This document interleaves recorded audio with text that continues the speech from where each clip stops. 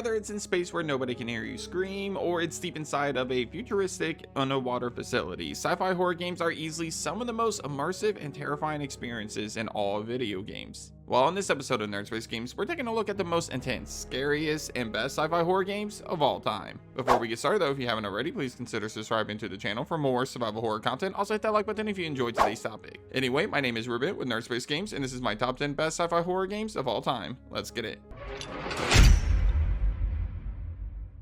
Number 10, Observer. Bloober Team is a horror game studio that's most known for their immersive atmospheres and mind-blown set pieces. So obviously, when you take the sci-fi horror genre, combine it with Bloober Team's ability to create immersive experiences and visually impressive atmospheres, and throw in a cyberpunk detective noir plot, you get one of the most unique horror games ever created. Sure, just like the rest of the early games in Bloober Team's library, the gameplay isn't the most exciting. It's a horror walking simulator, first and foremost, inside of a futuristic sci-fi horror game inspired by Blade Runner. However, the gameplay takes a turn in a different direction compared to Layers of Fear and Blair Witch, in which the player is given tools and abilities to solve cases throughout the game. For example, you can use a tool that allows you to hack the minds of victims in order to deduce exactly what happened. This also adds another layer of fear, pun intended, as these mind hacks create an unsafe situation for the main protagonists, as it will throw them into some really disturbing situations, including stealth moments, which is kind of different from earlier Bloober Team projects.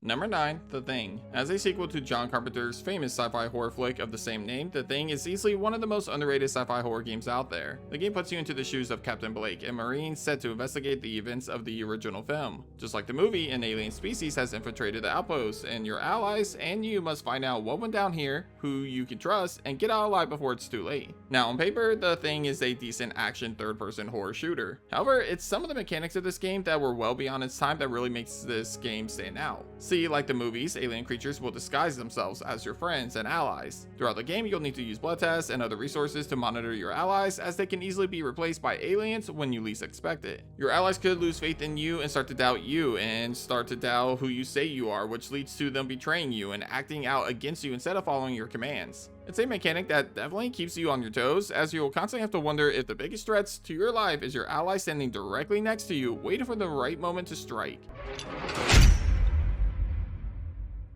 Number 8, Doom 3. Here's a very unpopular opinion. Doom 3 is actually my favorite Doom game of the entire franchise. I know that's sacrilegious to say, especially in the presence of Doom fans, as most would argue that it's one of the worst games of the franchise. However, as a horror fan, Doom 3 gave me exactly what I wanted. Sure, it was the same action-packed first-person shooter that the franchise was built upon, but it did have scarier sequences combined with the most terrifying atmosphere out of the entire franchise in my opinion, and as someone that's never been good at traditional first-person shooters, Doom 3 was a game that appealed to me more.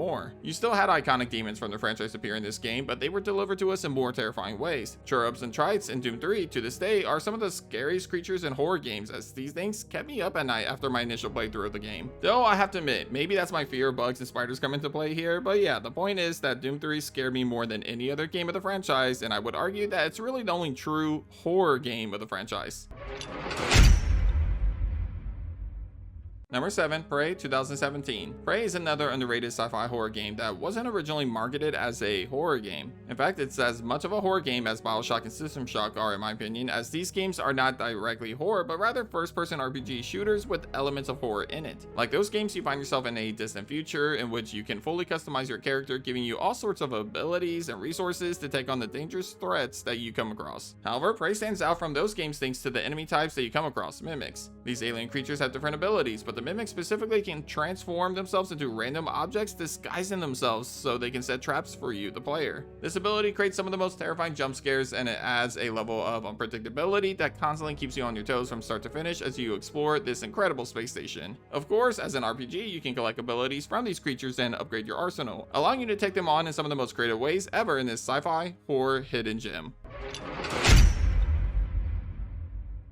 Number 6, Soma. Like Bloober Team, Frictional Games is another horror game studio that made a name for themselves by creating atmospheric horror walking simulators with immersive environments. Unlike earlier games of Bloober Team though, Frictional Games had elements of stealth horror as well, which challenged the player to avoid horrifying monsters created by the brilliant minds at Frictional Games. One such game, and arguably one of the best games created by this studio, is the sci-fi horror game Soma. Like many sci-fi horror games, Soma takes place in a distant future in which you play as Simon, a man who wakes up after an operation inside of some sort of facility deep underwater. To really explore for what this game is all about, I would have to spoil some major plot points in this game, so instead of that, I'll say this. Soma explores important themes, like understanding what really makes us who we really are, and it does so in some pretty intriguing ways, while also exploring the horrors that await us in a future in which technology is all that's left of us.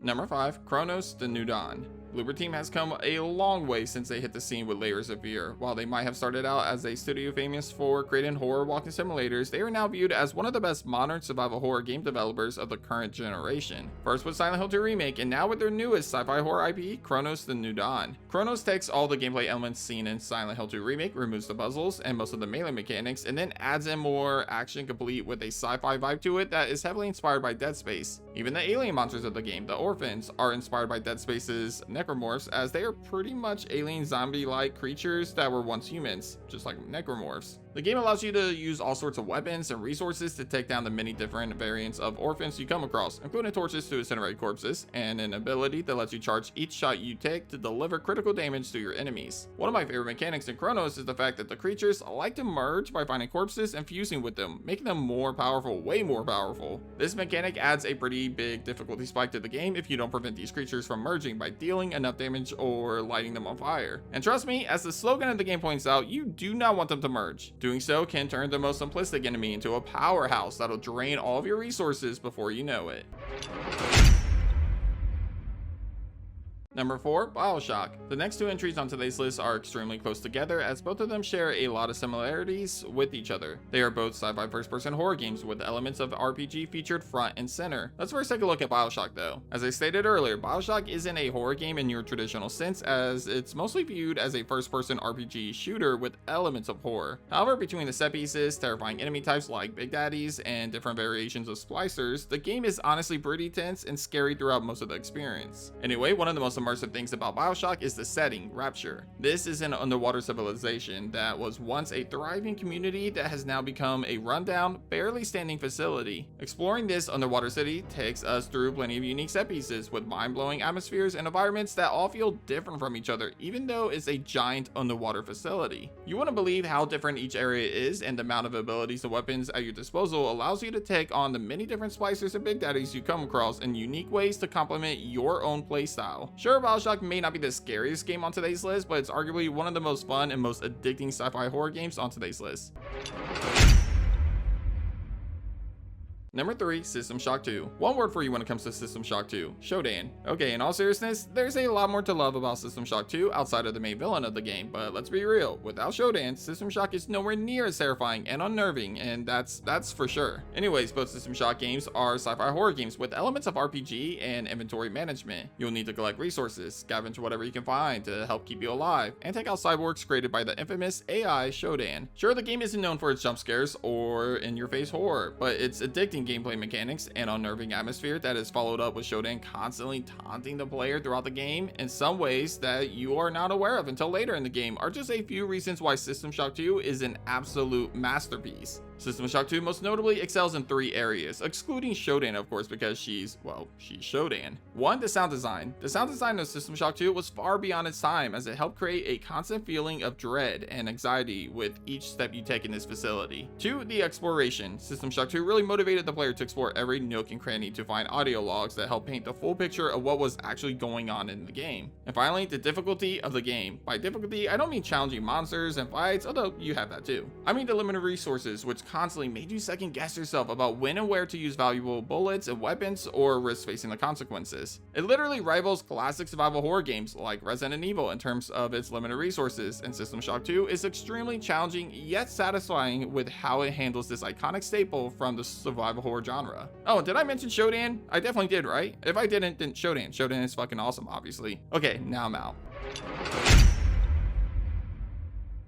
Number 2, Alien Isolation. One of, if not the scariest sci-fi horror game of all time is Alien Isolation. This is how an alien horror game should be, and honestly speaking, Alien Isolation in both its story and atmosphere far surpasses a lot of the films in the franchise. In this non-canon, I think it's non-canon game set in between the first 2 Alien films, we play as Amanda Ripley, the daughter of Ellen Ripley, who heads to a space station that has found the flight recorder of the Nostromo. You know, the infamous spaceship in which the first Alien film takes place on? Anyway, seeking answers for what happened to her mother, Amanda arrives at the space station to find out that the androids have gone rogue and a terrifying xenomorph roams around the space station looking for its next prey. Now, the xenomorph is without a doubt the best stalker enemy ever in a horror game, and it's not even close. Its AI is honestly top-notch and extremely impressive in comparison to every other stalker enemy out there. Unlike most stalker enemies, the xenomorph actually adapts to your specific playstyle, and it forces you to play differently throughout the game or risk facing the consequences. That's because the xenomorph will learn how you like to hide and avoid it, and it will eventually learn to set traps and trick you into being caught by it, instantly killing you. Like to roam around vents? Well, the xenomorph will constantly go there looking for you. Hide in lockers often, expect the locker door to be torn from the hinges at some point by the xenomorph. This, combined with the sound design of the xenomorph moving around the vents of the space station throughout the entire game, creates one of the most tense atmospheres in a sci-fi horror game ever. After all, in space, no one can hear you scream, remember? Number 1, Dead Space Remake. Alien Isolation might very well be the scariest sci-fi horror game of all time, but Dead Space Remake is the complete package, as it has everything you could possibly want from a sci-fi horror game. The atmosphere and setting combined with the sound design creates a constant feeling of dread throughout the entire game. In fact, you can hear necromorphs breaking through vents in the distance or roaming around in nearby rooms, creating a sense of terror as you're exploring every inch of the Ishimura. To make matters worse, or better depending on how you look at it, Dead Space Remake features a dynamic event mechanic in which things occur and necromorphs appear randomly at times, making each playthrough a little more unpredictable than the last few times you played through the story. Speaking of the necromorphs, they are absolutely terrifying, and they come in all shapes and sizes with different abilities. However, the way you take them down might be the most intriguing thing about these creatures, as the easiest way to put these alien zombie-like monsters down for good is by removing their limbs. This creates a unique way of dealing with enemies that is unlike most sci-fi horror games out there. But man, oh man, the amount of ways you can do this is endless, as you have a ton, and I mean a ton of different weapons and abilities to help you take down the necromorphs. You can use status to slow down the creatures, or my personal favorite and a staple of the franchise, the plasma cutter. This bad boy can change from horizontal shots to vertical shots, allowing you to pinpoint your shots and remove limbs quicker and more efficiently. As I said, there's plenty of resources at your disposal, and there's so much I haven't even covered in terms of the pros of Dead Space Remake, but that just goes to show why Dead Space Remake, at least for me, is the best sci-fi horror game ever created. Damn you, EA, for not allowing Motive to remake Dead Space 2, because honestly, I'm confident that game could have surpassed this one. Well, that does it for this episode of Nerd Space Games. Hit up the comments and let me know what you think of my list. Is Dead Space Remake the best sci-fi horror game ever created, or do you think a different game deserves that title? Also, did I miss any great sci-fi horror games that you think deserve a spot on today's list? Let me know your thoughts down below. Anyway, if you haven't already, be sure to subscribe to my channel for more survival horror content. Also, leave a like on today's video if you enjoyed today's topic. But thanks for watching, and as always, I'll catch you guys on the next episode of Nerd Space Games. Take care.